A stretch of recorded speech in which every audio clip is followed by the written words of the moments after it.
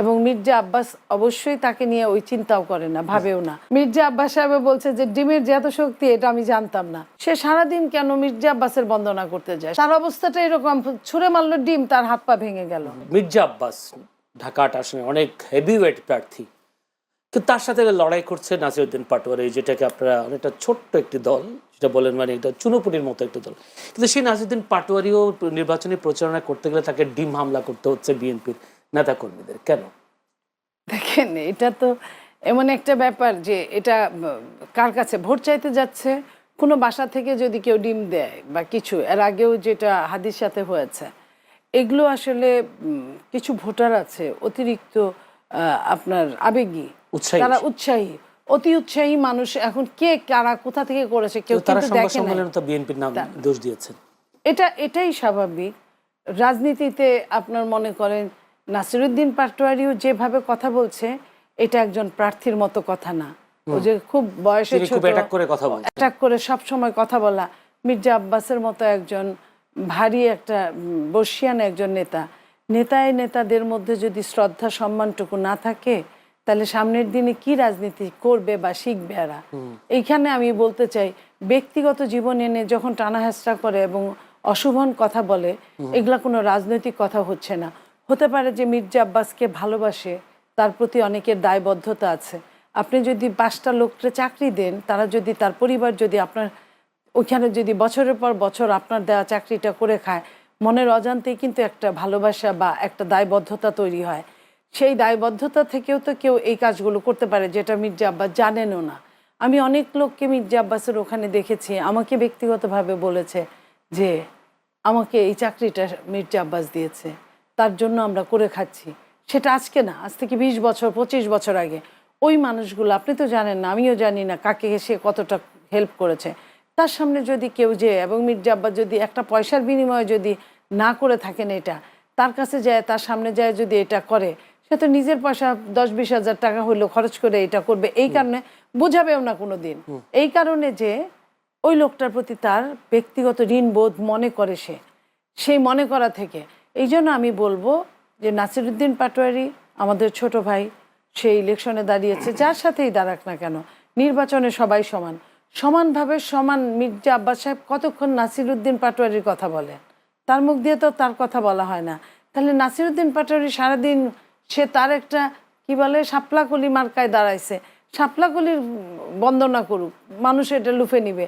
সে সারাদিন কেন মির্জা আব্বাসের বন্দনা করতে যায় সারাক্ষণ? এটা নেগেটিভ পজিটিভ যেটাই বলেন না কেন, এটা মির্জা আব্বাসের ঘরেই যাচ্ছে। তো সে কেন এই কাজগুলো করে? আমি বলবো যে এই কাজ থেকে তার বিরত থাকা উচিত। আমি একটা বোন হিসেবে এই কথা বলছি, রাজনৈতিক একজন কর্মী হিসেবে আমি আমি বয়োজ্যেষ্ঠ, সেইভাবে বলছি। এবং মির্জা আব্বাস অবশ্যই তাকে নিয়ে ওই চিন্তাও করে না, ভাবেও না। তো সে এই কাজগুলো না করলে তার ডিম পানি কিছুই খেতে হবে না। কিন্তু পরিস্থিতিকে উত্তপ্ত করার জন্য এই ডিম হামলা কি একেবারে? এইটা কিছু জিনিস আছে আপনার হাতে বা আমার হাতে থাকে না, এটা থাকে না। পৃথিবীর উন্নত দেশগুলো দেখেন, আপনি ডিম টমেটো এগুলাই ছুঁড়ে মারে। এটাই কিন্তু রাজনীতির, এটাই কালচার উন্নত দেশগুলোতে। বাংলাদেশের মতো জায়গায় গুলি ছুঁড়ে মারে। হাতে ব্যথা পেয়েছে, মাথায় ব্যথা পেয়েছে। আচ্ছা বলেন তো, ডিম ছুঁড়লে কি হাত ভাঙে, পা ভাঙে, হাতে ব্যান্ডেজ করা লাগে? এই কথাটা কিন্তু মির্জা আব্বাস সাহেব বলছে যে ডিমের যে এত শক্তি এটা আমি জানতাম না। ডিম ছুঁড়ে মারলো। আপনার পরবর্তীতে আপনার ওই যে ফিলোসফিতে পড়ছিলাম যে আকাশে বিদ্যুৎ চমকিয়েছে, রাজার মৃত্যুবরণ করেছে, সুতরাং বিদ্যুৎ চমকানো রাজার মৃত্যুর কারণ। তার অবস্থাটা এরকম, ছুঁড়ে মারলো ডিম, তার হাত পা ভেঙে গেল। তো ডিমের এত শক্তি, আমার এই নকলের যুগে ডিম এত শক্তিশালী, এটা আমি সত্যি অবাক। বিশ্বাস করতে পারেননি? আমি জনগণ কতটা করবে এটা কথা। আপা থেকে একটু শুনে আসি। আপা, নাসিরউদ্দিন পাটোয়ারি তো আপনাদের এই জোটের একটি প্রার্থী। দেখলাম ডিমের হামলার পর প্রচুর মানুষ আসলো, আন্দোলন করলো, যেহেতু আমাদের পাশেই আন্দোলন হলো। কিন্তু সংবাদ সম্মেলনে দেখলাম কারো হাতে ব্যান্ডেজ, কারো পায়ে ব্যান্ডেজ। আসলে কি ডিম হামলা কি মাথা ফেটে গেছে না হাত কেটে গেছে? আমার কাছে মনে হয় লজিক্যাল কোয়েশ্চেন আসলে ভিন্ন। লজিক্যাল কোয়েশ্চেনটা হচ্ছে যে আসলে আপনার প্রতিবাদের ভাষা কীরকম হবে। হ্যাঁ, মানে আমি এই কোয়েশ্চেনের প্যাটার্নকেই চেঞ্জ করব। বিকজ হচ্ছে যে আমার প্রতিবাদের ভাষা কেমন হবে, এটাই আসলে রাজনৈতিক শিষ্টাচার। যদি বলেন যে, আমি যদি বলি যে পলিটিক্যাল রিফর্মের কথা আমরা যে বলি, যে আমরা যখন এডুকেটেড, যখন আমরা শিক্ষিত, তখন আসলে আমাদের আচরণ কেমন হবে, তাই না? এটা দেখেই তো আসলে আমার কর্মী বাহিনী শিখবে, তার নিচে শিখবে, তার নিচে শিখবে। এটা তো আসলে একটা চেইন অফ কমান্ডের ব্যাপার। তো এখন আমার প্রতিবাদের ভাষা আসলে কেমন হওয়া উচিত?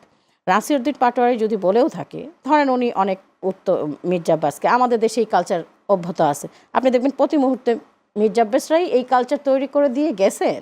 That is the important question, যে আমাদের সিনিয়ররা এরকম কালচার তৈরি করে দিয়ে গেছেন যে আমরা কন্টিনিউ ব্লেমিং গেম খেলি, ট্যাগ দেই, এই ধরনের কালচার তারা তৈরি করে গেছেন, সেটারই কিন্তু এখন তারা ফল দেখতে পাচ্ছে। এটা কারণ পরিস্থিতি উত্তপ্ত তো হচ্ছে না, এটা পরিস্থিতি উত্তপ্ত হচ্ছে, এটা তো দুই পক্ষকেই বুঝতে হবে। আমার কথা হচ্ছে যেই কালচার ওনারা এতদিন তৈরি করে দিয়ে গেছেন সেটাই কিন্তু হচ্ছে। এখনও কিন্তু বিএনপি কন্টিনিউ ট্যাগ দিয়ে যাচ্ছে, ব্লেমিং দিয়ে যাচ্ছে উইদাউট এনি এভিডেন্স। এটা হচ্ছে 1 নম্বর পয়েন্ট। 2 নম্বর পয়েন্ট হচ্ছে যে পাটোয়ারি যদি বলেও থাকে, ধরেন আপনি বললেন যে হ্যাঁ উনি উত্তেজিত কথা বলতেছেন, তাহলে ওনার কি উচিত? ওনারও কথা দিয়েই অ্যান্সারটা করা উচিত, তাই না? ওখানে যে বিএনপি সদস্য দিয়ে আপনি কি ডিম মারবেন? Of course not. আপনি যেভাবে আপনাকে করছে, আপনি তাকে কি কথা দিয়েই অ্যান্সার করবেন? তাহলে ওনার সাংবাদিক সম্মেলন করে বলা উচিত ছিল যে পাটোয়ারি এখানে আসছে, ও এরকম সব জায়গায় বলে বেড়াচ্ছে, এটা রাজনৈতিক সহিংসতার দিকে নিয়ে যাচ্ছে, অথবা নির্বাচনের পরিবেশ নষ্ট করছে, অথবা সামথিং।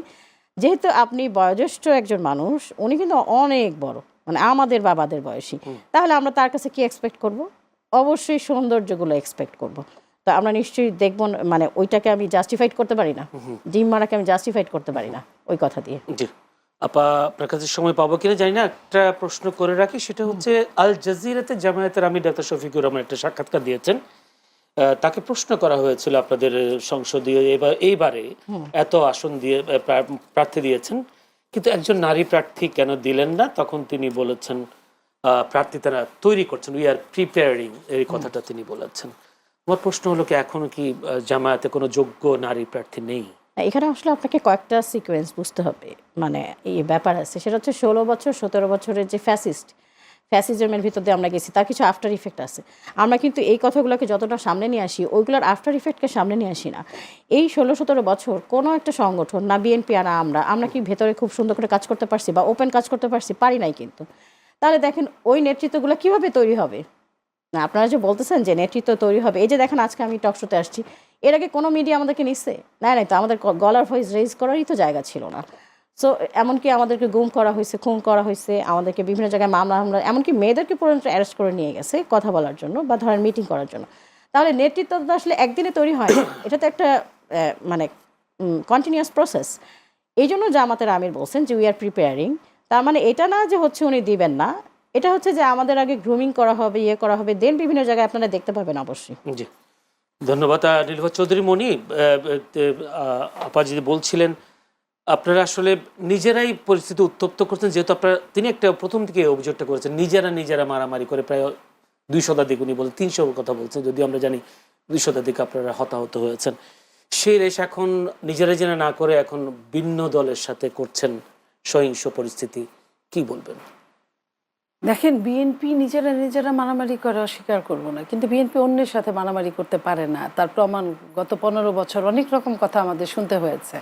বিএনপি অন্যদের সঙ্গে মারামারি করে না। বিএনপির জামাত যেভাবে ওপেন বলে যে মা বাবার কাছ থেকে, স্ত্রীর কাছ থেকে বিদায় নিয়ে আইসো, দোয়া নিয়ে আইসো, হ্যাঁ, বিএনপি এই ধরনের কথা কখনোই বলে না, বলার দল না। অথচ বিএনপি যত বড় দল, যে জামাতের নারীদেরকে পেলে বিভস্ত্র করা হবে, শুনেন, জামাতের নারীদের নিয়ে আমি কথা বলতে চাচ্ছিলাম না। বিএনপি যদি এই ধরনের কাজ করে থাকে তাহলে দুঃখজনক, কিন্তু জামাতের নারী ভোটারদের বাড়ি বাড়ি গিয়ে যে ধরনের কাজগুলো করেছে, ভোটার আইডি কার্ড নেওয়া এবং এই যে বিকাশের নাম্বার নেওয়া, টেলিফোন নাম্বার নেওয়া, এটা খুব দুঃখজনক, ভীষণ দুঃখজনক। এই কাজগুলো জামাতের নেতারা তাদের নারী সমর্থকদের দিয়ে, নারী কর্মীদের দিয়ে এই কাজগুলো করাচ্ছে।